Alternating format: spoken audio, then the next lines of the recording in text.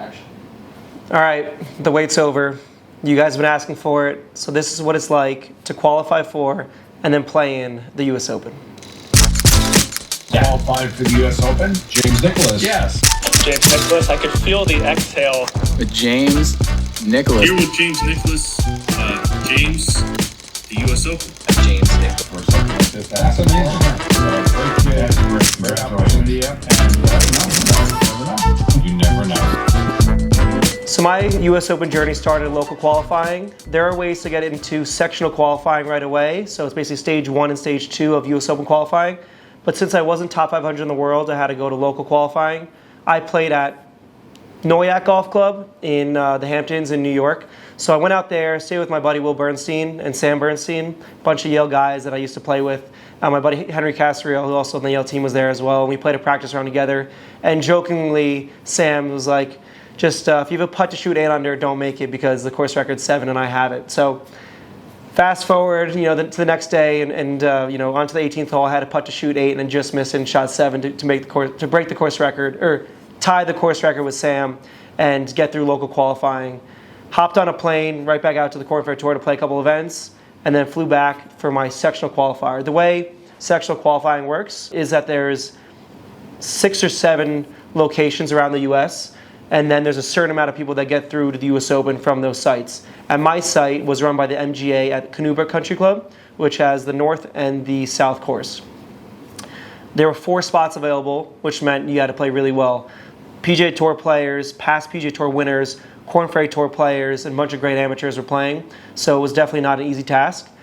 And I got off to a super rocky start. I think I hit every tree off the tee possible in the first 4 holes, but was really, really good at just punching out sideways and hitting a wedge close and making the putt.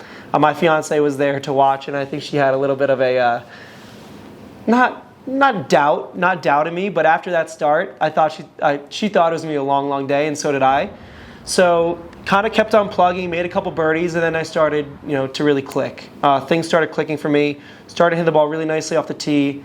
Hit a lot of really close iron shots in there, made some birdie putts, and then after that, first 18 holes, it's a 36-hole qualifier. I found myself right near the top of the leaderboard. I was in second, inside that top 4, and with a really good chance to make the U.S. Open. And this is where it gets real. This is where I think you guys can learn a lot from this. The nerves are immense. I'm trying to qualify for my first major championship. I've played in 20-plus local and sectional qualifiers combined. I've played in sectionals the last 8 years and really felt like this was the year to do it. My game is the best it's ever been. But now it's, you got to go out and do it. The pressure's there. And I went out, played awesome in that second round. It was just honestly flawless golf. I kept hitting to 15, 20 feet on every hole, made some, 2-putted the others, and found myself 3 shots or 4 shots clear of the number going on to my last hole with 50 to 100 spectators out there. And that gives me chills still thinking about it because I've been dreaming about this moment my entire life. And I wasn't looking at the leaderboard, but I hit that tee shot and I looked to my left and looked to my right and I saw family, friends, past coaches, people from the MGA, people that have just followed my career for years there to support me. I ended up making bogey in my last hole, but I ended up medaling and got a really cool medal from the USGA. But the really cool thing was I got a spot in the US Open. So yeah, I got very emotional in the interview, which you guys might have seen. Not far from where you were born in New York City, you arguably had the biggest gallery out here. What did that support do for you all day?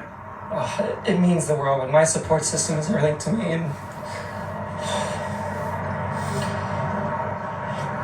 And my fiance America, she was out there from hole 1. She just watched me play 4 rounds of golf last week at the UNC Health Championship for the Corn Ferry Tour. And then my mom showed up, and then my brother showed up, and then one of my sponsors, Toots, showed up. And then I felt like half of New York and Scarsdale representing, coming out and following me. And that's what it's all about. You don't play this game for yourself. Yeah, you want to, push yourself and see where you can go, but it's the experience with other people that's what makes it so special. It was just an influx of emotions and a dream realized. But then, quickly after I realized, well, I've got to go play Oakmont. And you guys have seen other people's channels going and playing Oakmont before the tournament. You knew that it was going to be tough. You've heard of the hype. Oakmont Country Club is the toughest golf course in the world, and we're playing it in the U.S. Open. So I had a tall task at hand, tall order coming up, and I felt like I had my entire city, my entire friend group, my entire family behind me, and all of you guys, which made this so special. So I'm going to try to share this entire process, this entire week, this entire experience with you as best I can. I didn't bring the cameras with me on site for the US Open because I wanted to lock in and focus as much as I could without any distractions, since there were a lot of distractions anyway.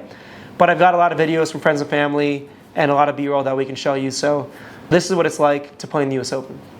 So first things first, booked a flight to Pittsburgh, landed, and had a Lexus USGA players only courtesy car waiting for me, which was honestly surreal to have a huge car with a US Open trophy and a big sign on it.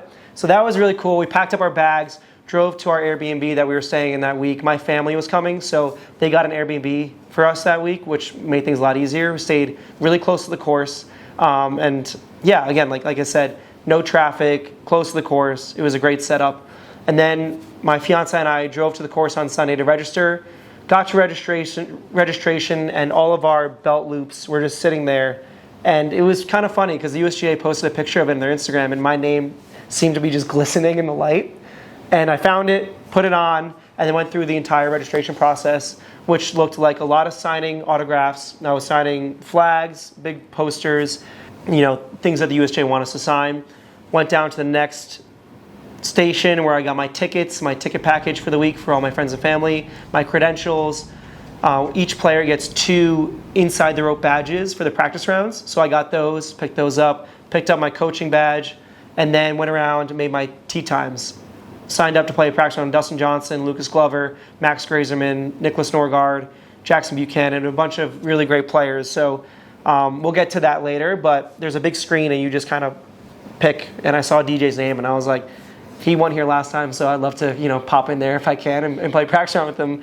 No shame. I was definitely a fanboy at that time, but I was like, he's DJ. I grew up watching him, and I wanted to play practice round with him, and that was a really cool experience. Then as I made my last little turn in player registration, one of the player relations teams asked me if I would like to throw out the first pitch at the Pirates game the next day.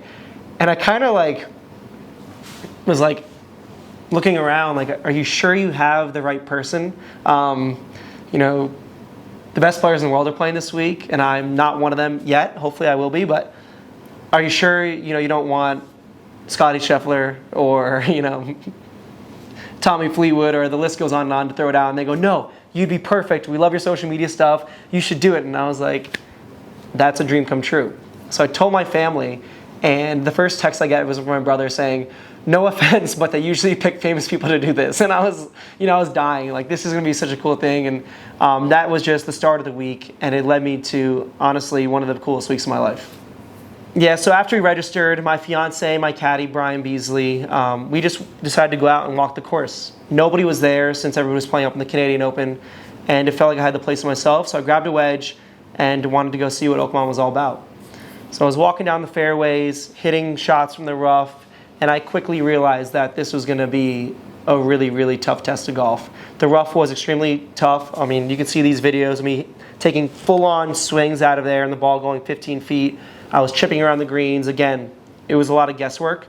And then I would hit some putts, and the greens were the fastest greens I've ever putted on. So that afternoon was great in the sense I got to just get my bearings for where everything was, see these massive grandstands that I'd never played in front of before, and then also just see what kind of conditions that I was going to be playing in. And then also just soak it in. Have that extra day of Sunday where I'm walking with my fiance America, walking with my caddy, and then just sitting back and being like, I'm playing in the US Open. It's still surreal to me. I want to be there every year from here on out in my career. But looking back on this first time, this first major championship, this first US Open, that afternoon on Sunday was such a special moment where I can just walk with, the two people who have been so important to me. One, obviously my fiance, but two, Brian, who's been incredible in getting me to where I am now in my golf career as my caddy this year, and just instilling confidence and going over game plans and really just being there for me. So that was a really fun walk. We didn't hit full shots, but we just took it in, soaked it in, went back, unpacked, got groceries, and then got ready for the week, because Monday is when things really got going. So Monday morning comes, and I had signed up to play practice with DJ, Dustin Johnson, and in my head I'm thinking there's no way he's going to see my name there and be like, oh, who's this guy? I'm just going to switch to another group and play with some of my other buddies. And to my surprise, I strolled up to the tee, and there he was, like Dustin Johnson, awesome guy, nothing but great things to say about him. His brother was there, obviously caddying for him as well, and shook my hand, said nice to meet you, and was super helpful with me just the entire round on pointing out lines that he likes or plays that he likes off the tee into greens, what to do. And then I just asked him, what was your experience like at Oakmont in 2016 when you won? And what do you think led you to winning? And he just looked at me and he said, well, I hit the ball really well.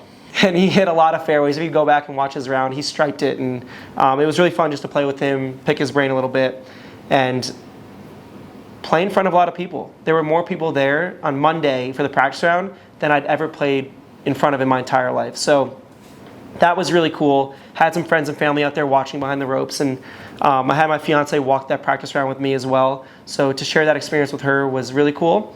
And then, I knew I had 2 more practice rounds, so my parents were going to come and walk inside the ropes with me, and then my 2 brothers were going to come and walk inside the ropes with me. And to be honest, that was the coolest experience, was sharing that moment playing in the US Open with them, walking inside the ropes, walking side by side down the fairways, and just soaking it all in. But like I said, that Monday was great. Finished that practice round, did a little bit of practice, nothing too crazy, and then had the first pitch of the Pirates game, which was one of the coolest experiences of my life. Strolled up to the ballpark, which is a beautiful ballpark, and they had a custom jersey with my name, Nicholas, on the back, 55, which is my hockey and football number growing up, a baseball, and a Pirates hat. And then we just walked under the stadium to the field, and all I was thinking was, let's not throw it in the dirt. Let's not throw it in the dirt. I used to play baseball when I was a kid, so I knew if I threw a bad pitch that everybody was making fun of me. But I threw a good pitch in there. I think it was a strike. And then we watched a little bit of the game, but a funny little story. As I was walking out to throw the first pitch out, I looked to my right, and who's sitting there in the front row behind home plate? Tommy Fleetwood. So I threw the first pitch out, and then I'm walking to my seat, and I look at Tommy. I go, hey, Tommy, I'm James. Well, nice to meet you. I don't know why they didn't ask you to throw this pitch out, and we got a good chuckle out of that. He was super nice and was like, no, man, you did great. But another great guy. So I was shocked at how everybody accepted me and treated me as if I belonged, right? Because I earned my spot there, but I still felt like an outsider seeing these big-time names like Rory and Scotty and Rahm and all these guys. But those little things meant the world to me. The next day I'll talk a little bit about other guys I met, but Shane Lowry came right up to me and was like, hey, congrats on qualifying. I saw your story. Have a great week. You belong to be here. Good luck. And that just sticks with me, because I'm tiptoeing around, not feeling like I'm comfortable, not feeling like I belong. And then somebody like him comes up to me and is just like, hey man, you've done great getting here. You belong here, and have a great week. So it goes a long way, and I can't thank all those guys who came up to me and really felt like they had my back the entire week. But after that, after the game, the Pirates game, sorry to get off topic, we just went home, got a good night's sleep, because Tuesday was another practice round. So Tuesday and Wednesday, 2 more practice rounds. I played with a few different people, 9 and 9, but Lucas Glover was a part of that, Preston Summerhays, Jackson Buchanan, like I said, Max Grazerman, who's a good buddy of mine, who's on an absolute tear, so shout out Max, you've been playing some great golf, and a few others. But it's really hard, playing a practice round with 2 family members walking with you and your coaches and other people's family members and their coaches, taking it all in, taking in the moment, but then also prepping for a golf tournament, right? I had a tournament to prepare for, so it was definitely a balancing act of those different things, preparing for the US Open, which I didn't really prepare differently. Oakmont's really hard. If you keep the ball in the fairway, you have a shot to the green. If you hit it in the rough, you're chipping out sideways. Simple as that. When you're on the green, if you have downhill putt, you're playing defensive. If you have an uphill putt, you can kind of go for it and give it a good run. When you're off the green, it's a full swing hack at the ball, trying to get it back on the green, and then even putt for par. It sounds simple, but like that was the game plan. Try to hit as many fairways as I can, because then I can hit the green. If I miss the fairway, get it back in play, try to get it up on the green and have a look for par. And while I'm doing that, while I'm picking sight lines off the tee, while I'm picking places where I'd rather be, I don't like saying where I'd rather miss, because that's a negative, and that's something I work with my mental coach, Dr. Joe Parent, on. It's where would I rather be. I also have my mom and dad with me, and we're like taking in this moment together as a family, being like, thank you. I'm talking to them like, thank you for all the sacrifices, all the opportunities you've given me, and like, look where we are now. And then the next day on Wednesday, I walked with my brothers, and that was such a special experience, walking with two other guys who have been there since the beginning. They're my best friends, my best men at my wedding, and they also are great golfers in their own right. But walking down the 18th fairway at the U.S. Open at Oakmont, and we stopped, took a couple pictures, and just were like, look at this. Like, how cool is this? And again, I hope I'm going to be back here more often, but this was the first time, and it was super special. But yeah, my prep days were great. It was beyond my wildest expectations. One, the preparation that they did to the golf course, meaning the condition it was in, was immaculate. The rough length was the longest I've ever experienced. The thickness of the rough, longest I've ever experienced. The speed of the greens, again, fastest I've ever played. And then just the entire event, like the U.S. Open, was so well put together. The players' relations team did an incredible job. The players, staff, everything about it was just super well run. And at that point, Wednesday afternoon, I had done my preparation and I was ready to go. And sitting in bed on Wednesday, like, you have those jitters, those pre-tournament nerves, and they're definitely elevated to the highest level of my career. Right? I'm playing my first major championship. Don't want to embarrass myself, right? I'm going to talk you through some thoughts that are going through my head. And it's like, I don't want to embarrass myself. Let's have fun. Let's enjoy the moment. But then there's thoughts like, let's win this golf tournament. Let's do something crazy, like a Francis We Met moment. Let's shock the world. We can do this. And you have to weigh those negative thoughts with the positive thoughts, and really just make sure that those positive thoughts can outweigh them and outshine those negative ones. And I went to bed feeling great, feeling excited, feeling ready to go, feeling like I had done my work in preparation. I was hitting the ball awesome. And my goal was just to have fun. I didn't want to put a number on it. I didn't want to put making the cut. But in the back of my mind, yeah, like making the cut in my first major championship was a pretty good, big goal of mine. And then on top of that, I was like, okay, now let's top 25, let's top 10. But starting on Thursday, I was so nervous, and I am really thankful that I started on 10, because 10's a 4-iron and a pretty easy tee shot, and 1 is a really, really, really difficult tee shot. So starting on number 10, I had warmed up next to Matt Fitzpatrick and a few other guys who I honestly don't remember, because all the days kind of blend into one. And I'm looking around like, what am I doing here, right? This is what I'm working towards, but you still have that little moment, that little humility, I guess the word would be, I don't know, but in you, where it's like, wow, I'm playing the U.S. Open. So I warmed up, signed a few autographs for some kids, went to the first tee, and absolutely striped my forehand down the middle. It doesn't sound like much, but again, I was like going like this. So striped my forehand down the middle, left myself a 9-iron in, hit my 9-iron to about 6 feet, and I'm looking at this putt like, wow, this would be really sick if I just made this putt. And I made it right in the center. And immediately I heard roars from the crowd of my family, my friends that were all there. I had friends drive over from Scarsdale, since it was only 6 hours away, but heard a huge roar. And I'm like, I just birdied the first hole of my first major championship, the U.S. Open. And I think I vaulted into like 10th place just by making that birdie. And I was like, okay, that settled the nerves. It made me feel like I can do this, even though, again, it's just one hole, but it really did a lot of things for me. That whole round was incredible looking back on it, but in the moment, I was just trying to put one foot in front of the other. I was hitting the ball great. I was putting well. On the second hole, hole number 11, I hit it right down the middle, wedged 12 feet, lipped out, tapped in for par.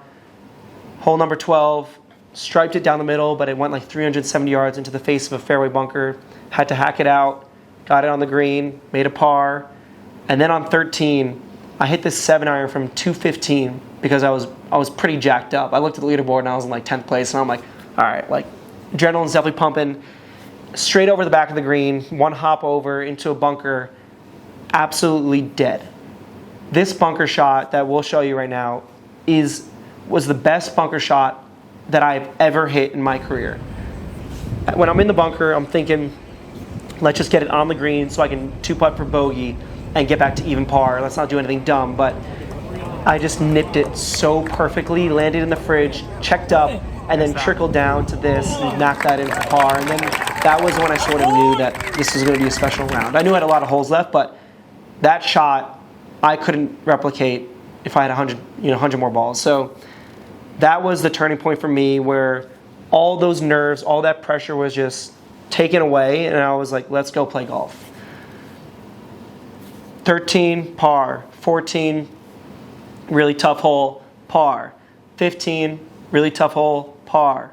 16, really tough hole, first missed green of the day, I believe. Chipped it to 12 feet, just missed it, tapped in for bogey, and now a little bit of doubt creeps in. I'm like, okay, back to even par. Am I going to go on this bogey run? No. Let's stop those thoughts from coming. Let's reset. 17's a drivable par 4. Well, I'm in a really good chance at birdie, and I knew that. Hit an awesome mini driver just off the left of the green. Chip went about 12 feet by, and then I drained the putt. And like I'm getting like emotional thinking about it, because every time I make a putt like of that length for birdie or something good, I just heard like my dad like, yeah, my mom scream, yeah, my fiance scream, yeah, all my siblings that were there, they all came, Aaron, Michaela, Brian, Steven, just screaming, yeah, and then all my friends, just being there and having my back, and it felt like I was just playing for all of them. And that birdie was really cool. Like that was sweet to make a bogey on 16, then bounce right back on 17 to make birdie, and then the rest of the round was 10 pars in a row. Par 18, 1 through 9, and then finished the round and was like, wow, I just shot 1 under at Oakmont. And I didn't know what place I was at the end of the round. I stopped looking at the leaderboards at the turn, and big sigh of relief. And I look at the cameras, and they're all over my family, and then I look at another camera, and they're on me, and I'm like, wow, I must have played pretty well. I must be closer to the top of the leaderboard. And yeah, that was an incredible round of golf. Like I played so well. And then I, finished around, hug my family, hug my friends, say thanks for coming. And immediately as I walk off 9 green, somebody from the USJ comes, hey, we got an NBC or I think CBS or whoever was covering the US Open, they want you for an interview. And I was like, okay, this is cool. And I went on a live interview, and it was pretty funny. When I got up there for the live interview, there was a big screen that was the live coverage. So I was looking at myself, but then looking at the camera, which is where I was supposed to look, and I didn't really know where to look because I'd never experienced that before. So I'm like looking back and forth like, oh, that's me. What was the question again? Not only are you playing in the US Open, you're currently tied for 6th with the like of John Rahm, Ben Griffin, who's been a prolific winner this season. What do you think of when you look at the leaderboard? I haven't looked at the leaderboard once, so I have no idea where I stand. But yeah, tied for 6th after the first round is obviously a great start. There's a lot of golf to be played, but you got to start somewhere, and that's a really good red number today. Really great start. We'll look forward to seeing you tomorrow. Thanks for the time. We'll get back to you, Steve. Just consider this. The top 10 of the official world golf ranking, not a single one in the top 10 broke par. But yeah, like a really, really cool experience, a really cool moment. Finished the interview, went back down and saw my agent there, saw my family, and I was like, I literally looked at them, I was like, what just happened? Like, we're in 6th place of the US Open, what just happened?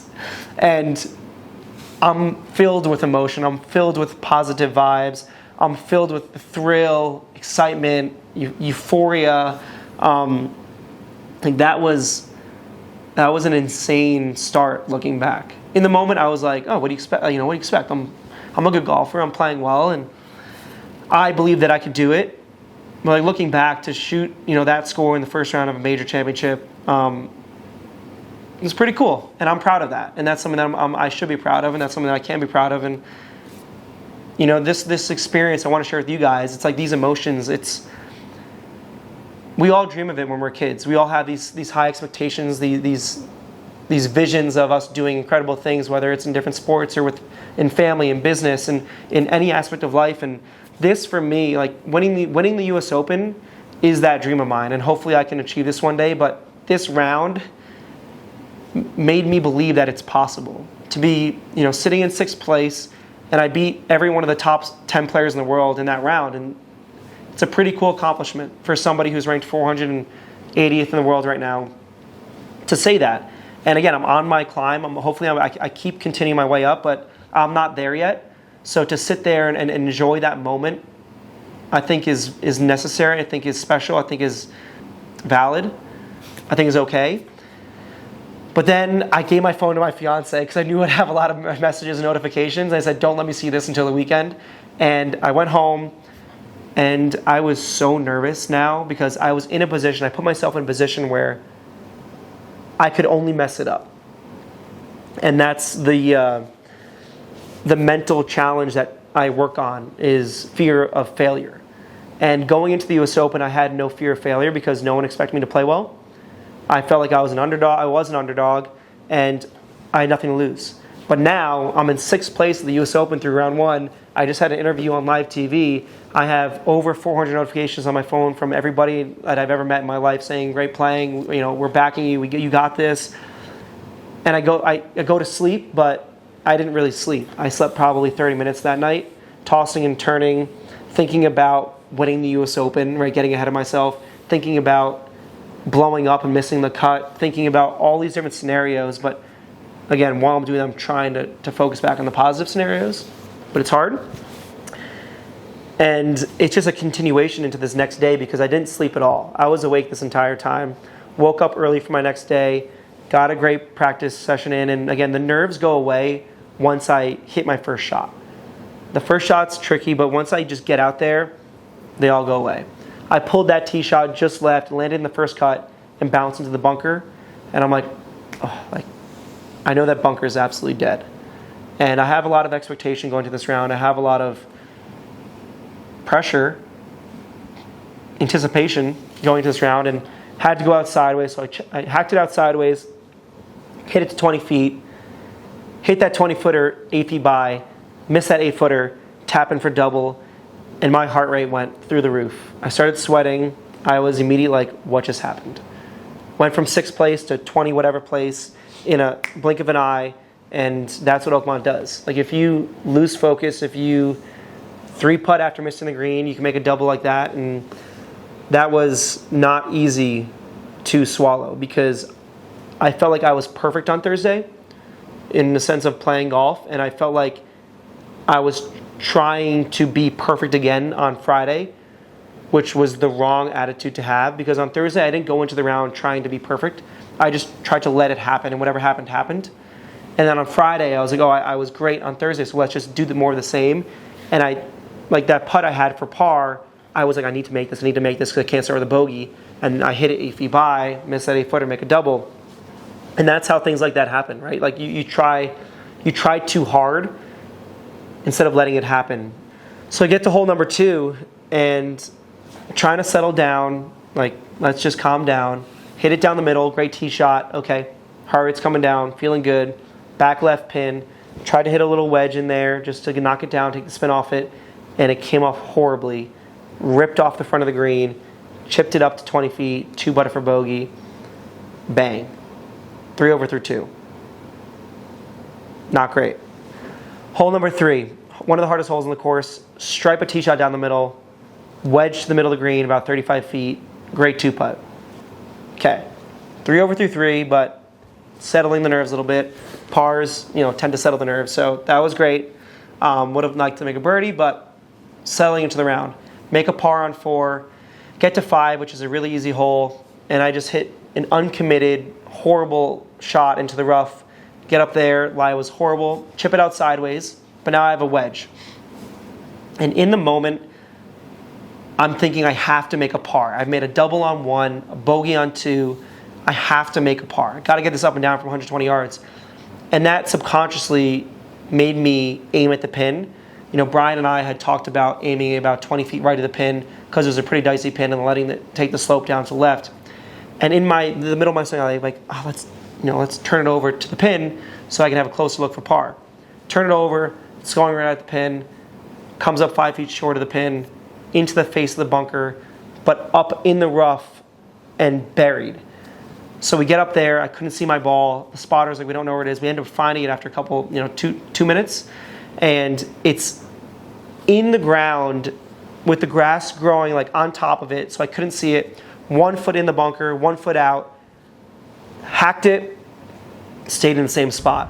Then I hacked it again, went to 30 feet, hit that 30-footer 5-foot by, missed that 5-footer, and tapped in, and I started counting up the score, and I was like, what did I just do? 1 there, 2 there, 3 there, 4 there, 5 there, 6 there, 7 miss, 8 in, 8. Yeah, I made a snowman. And I went from thinking that I was going to win the US Open and contend to starting double, bogey, quad. 7 over through 5. Not great. Definitely had better starts in my career.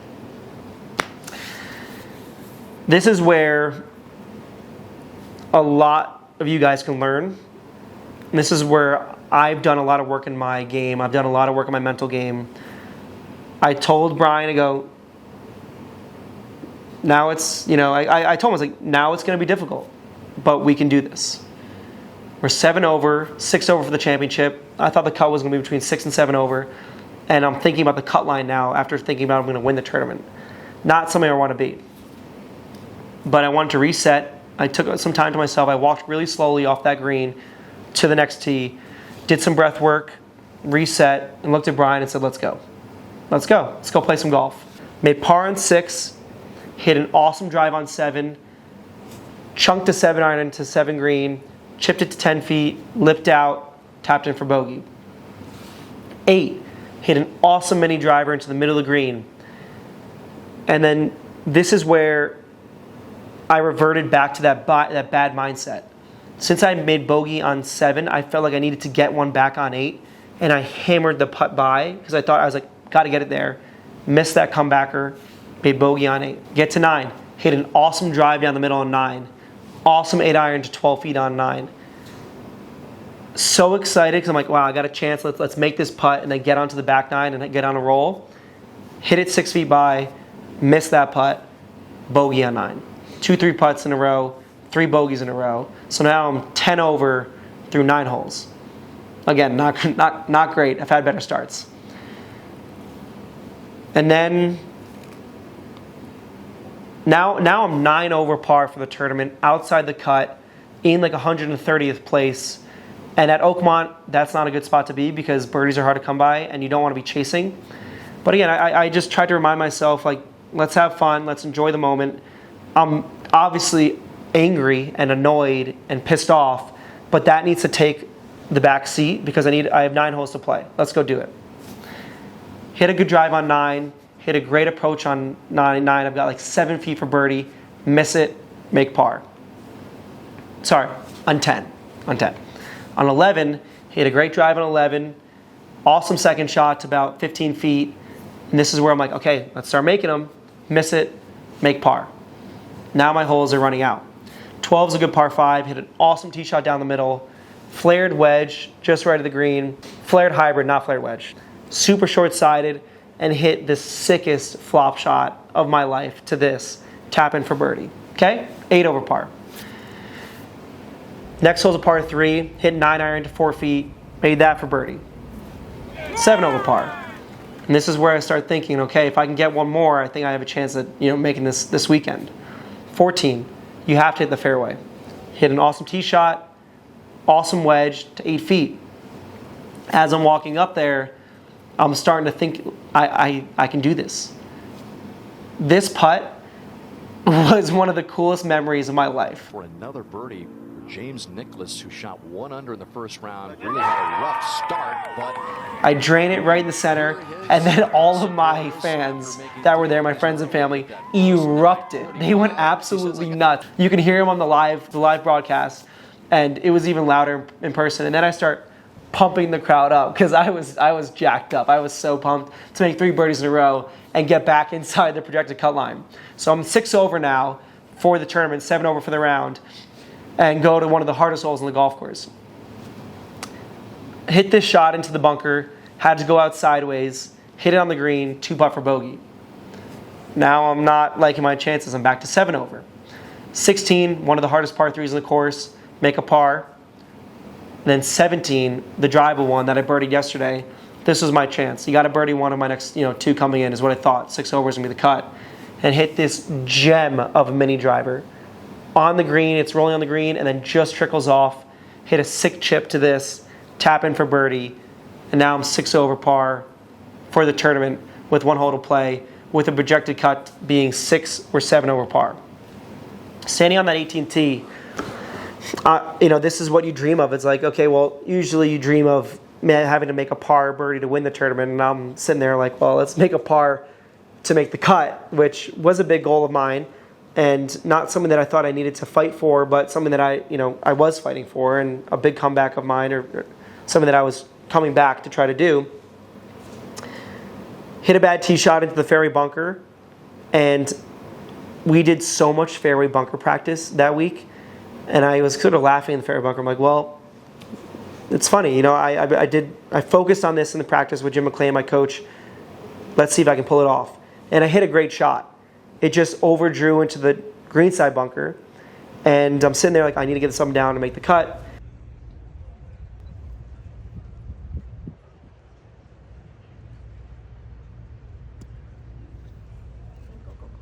Go down. Go in. Go in. Go in. Sit. Sit. Hit a good bunker shot, trickles out about 8 feet by, have an 8-footer to make the cut of the US Open, I end up missing it. Turn to the board, I see the projected cut at 6 or 7, right in the middle, and I was upset. You dream of those putts, 8-footers, to make the cut or win a tournament, and I missed it. And I did everything I could, I fought as hard as I could, and now I needed to just play this waiting game of hoping people made bogeys and hoping the cut line moved, and those next 6 hours were the longest 6 hours of my life. I am extremely proud of my battle back on Friday after being 10 over through 9 holes.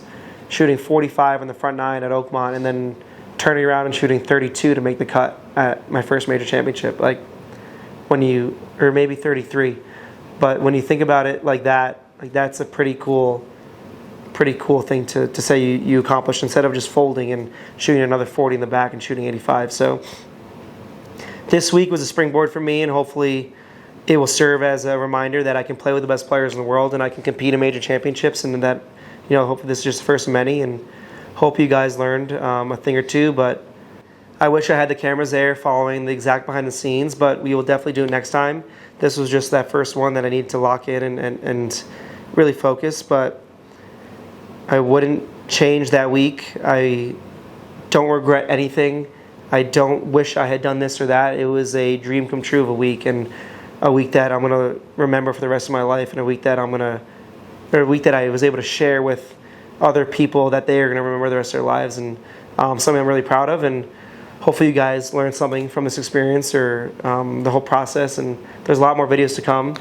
Like and subscribe, do all those things. It helps the channel out, allows me to bring this camera with me to events, and allows for it to be possible. So if you guys just support the channel like you guys are, and comment and do all those things, I really appreciate it. And playing the US Open, make the first major championship was awesome, and hopefully just the first of many.